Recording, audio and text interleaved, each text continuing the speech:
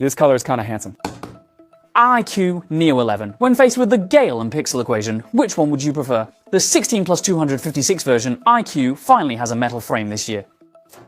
Facing the strong wind, let's first look at the accessories. There's a silicone phone case, but it's black, a simple starter guide, and a charging kit. This time, it's a Type-C port, which is well received. A dual Type-C data cable supports 100 watts of fast charging, and it also supports public fast charging with PD and PPS. A SIM ejector tool, wow, this color. Overall, from my perspective, it appears more blue, and from this angle, it appears more red, with a play of light and shadow.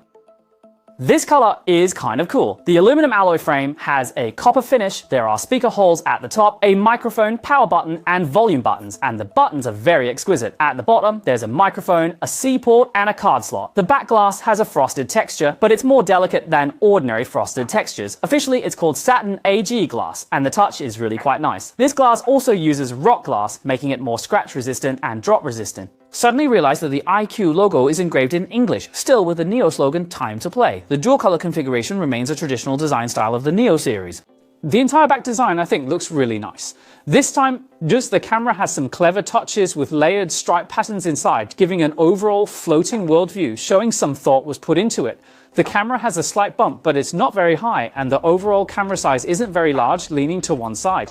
The overall back feel is very good, especially for gaming, as it doesn't obstruct the hand. Let's power it on directly.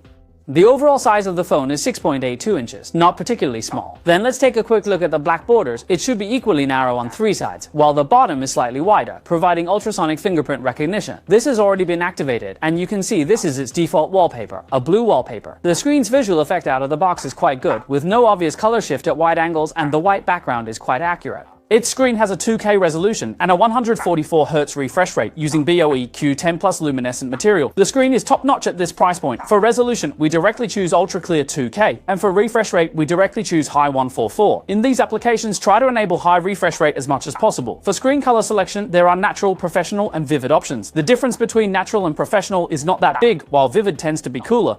I think the default natural setting is good, and it also has eye protection. The full high-frequency dimming is turned on by default, supporting 2592 Hz full brightness high-frequency dimming, so there's no need to worry about eye protection.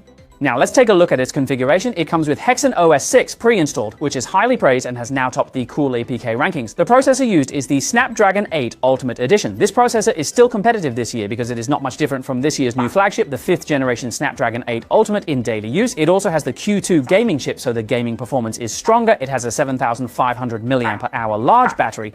In terms of vibration, the feedback is quite good, suitable for daily use and feels more cohesive, not fragmented. As for the rear camera, the main camera is a 50 million pixel Sony LIT700V with a 1.56 inch sensor, which is quite large, and there's also an 8 million pixel ultra wide angle. What I'm particularly interested in is that it also includes the blue field algorithm, so there should be some surprises in imaging. I will conduct detailed tests later.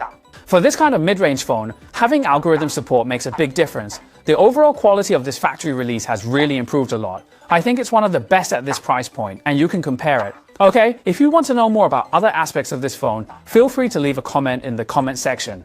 When the time comes, we will test it for everyone. Finally, let's put on the phone case and take a look.